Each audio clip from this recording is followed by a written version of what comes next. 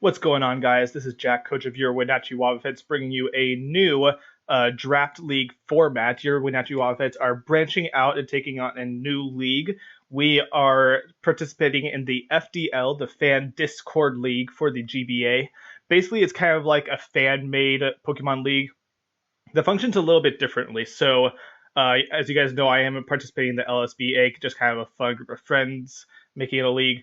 And we're basically 16 guys that drafted, and then we have our conferences and divisions. Whereas the FDL is basically 160 different people all participating in the same league. And how this works is that we're all sorted into groups of 10 for our conferences, and then from there, groups of 5 for our divisions.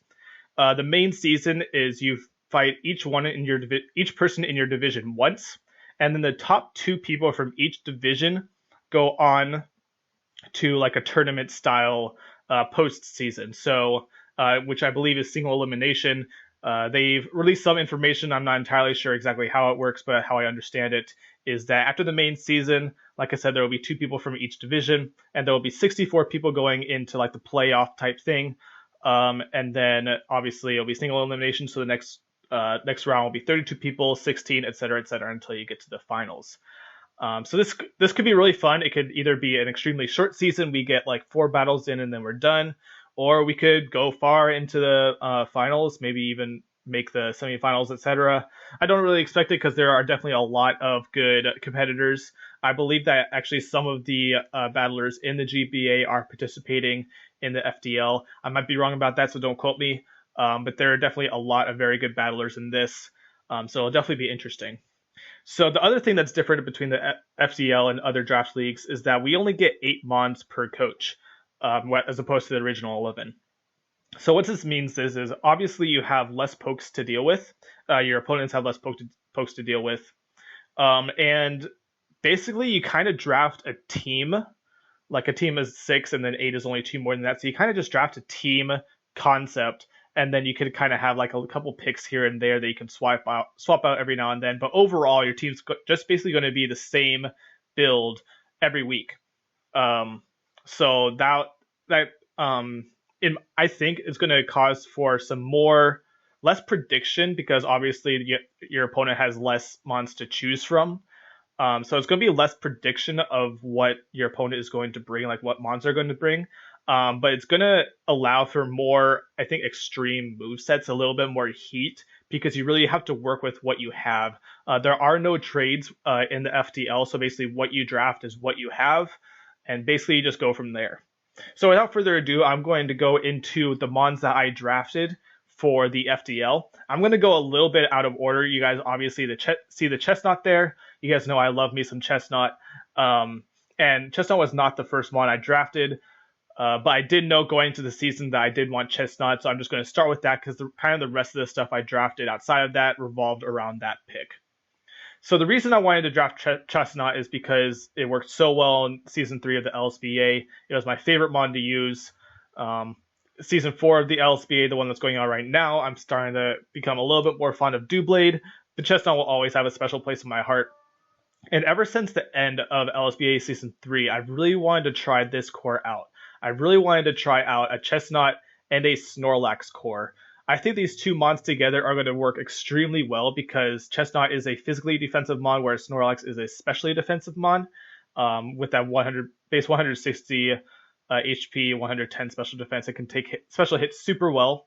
The other thing that I really like about these 2 mons together is Snorlax's ability Thick Fat, which has the damage of fire and ice type moves, which basically allows Snorlax to kind of resist 2 of Chestnut's main weaknesses, which are fire and ice. So I really wanted to draft that core going into this season, because I just really wanted to try it out. I've tried it out on ladder a little bit.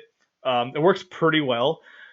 So I just really wanted to go into that. Obviously, Snorlax has some other stuff that you can run, like with the changing of how some of the berries work this generation. A Gluttony like Figgy Berry or Papa Berry set on Snorlax works really well too, and stuff like that.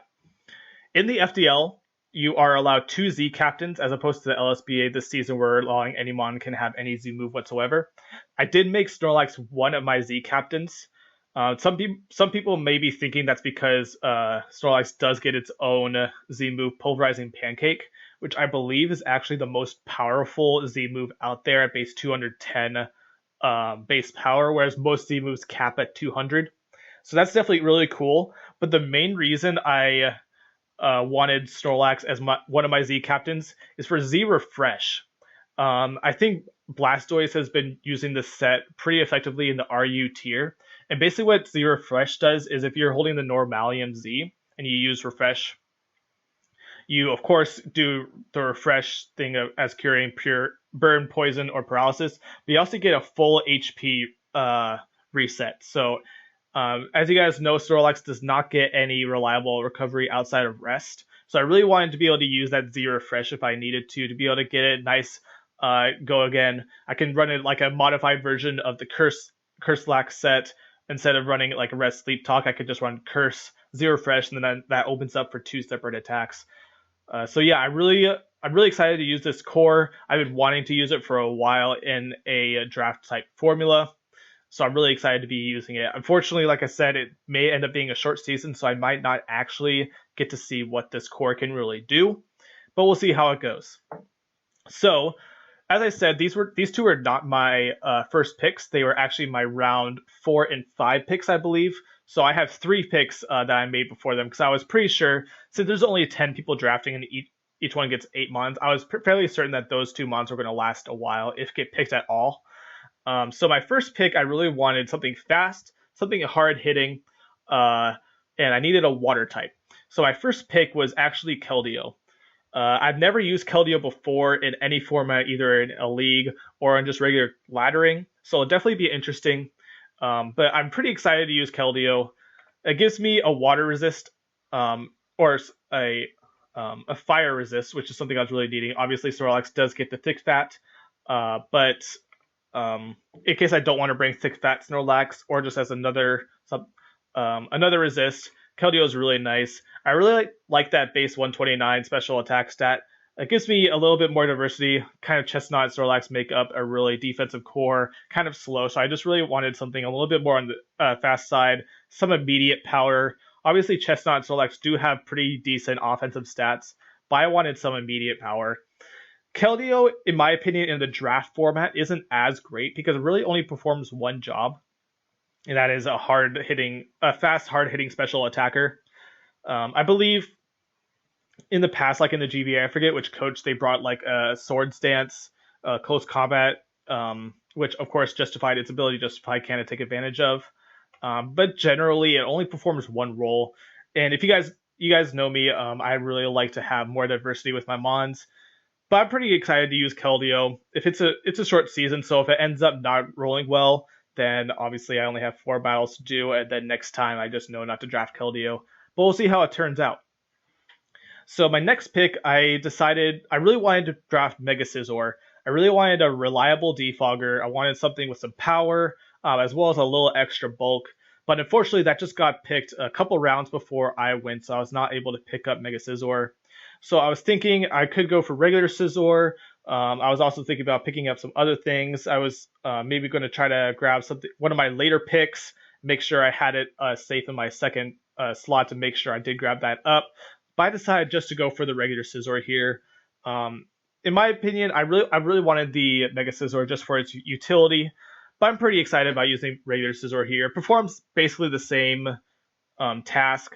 It doesn't hit quite as it can hit harder, with like Life Orb or Choice Band, but it's not quite as bulky.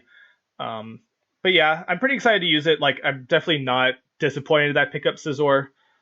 But like, it gives me a reliable defogger. It gives me a good Choice Band user, a good Assault Vest user, stuff like that. But yeah, I'm pretty excited to use it. Technician boosted Bullet Punch obviously hits really hard. So yeah, I'm like I said, I'm not disappointed that I picked up Scizor. I would have preferred Mega Scizor, but this mon performs pretty much the same job. And as far as bulk goes, I mean, like I said, Chestnut and Snorlax kind of has that coverage, so I'm not too disappointed that I'm missing out on the extra bulk from Mega Scizor.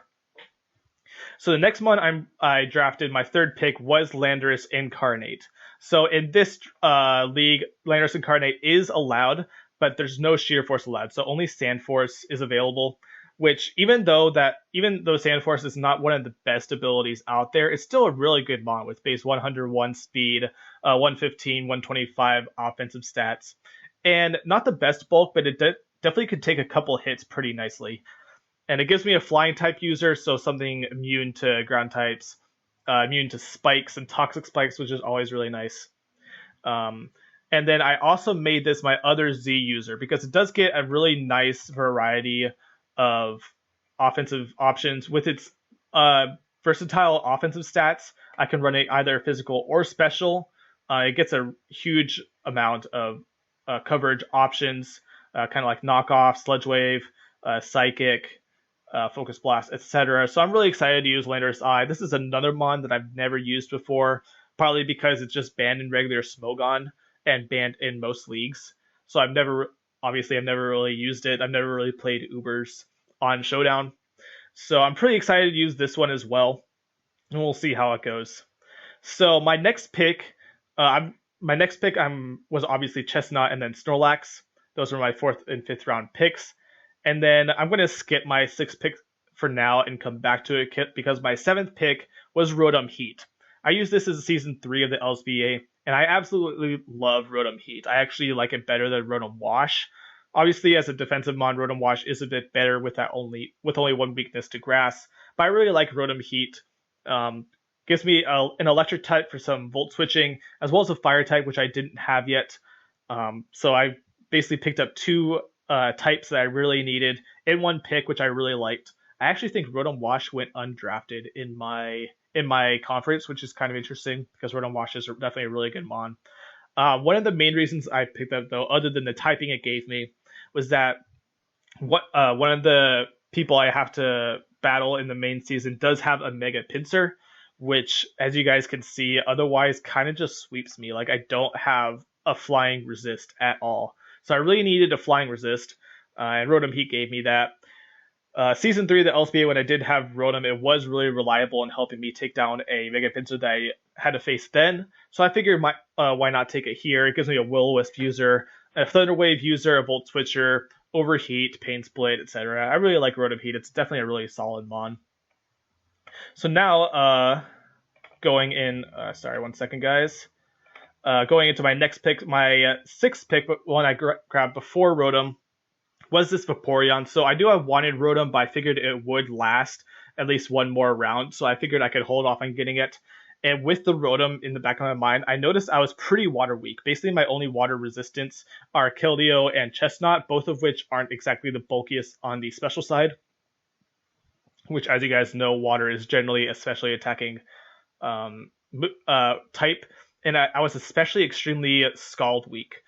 So one of my resistances to water, Chestnut, definitely does not appreciate getting Scald burn. So I really wanted a mon that could absorb those Scalds really nicely. So I grabbed up Vaporeon here. I already had a water type, but this gives me a bulky water type. Obviously, with the water absorb, I am nicely immune to those Scalds and other water type attacks. It gives me a Cleric, a nice Wish Passer, being able to pass nice fat wishes to my teammates.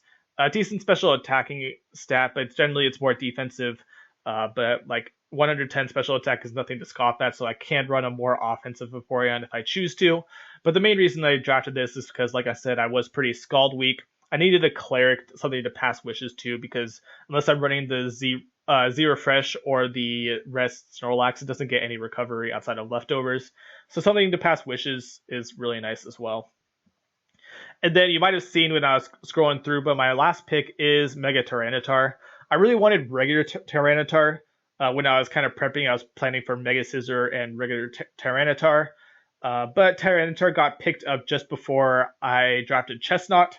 If Tyranitar was still around, I probably would have picked it then before I picked Chestnut, because like I said, it probably would have lasted pretty late into the draft. But it was picked up right before. And then I was kind of deciding between Tyranitar and either Gigalith or Hippowdon as my sand setters.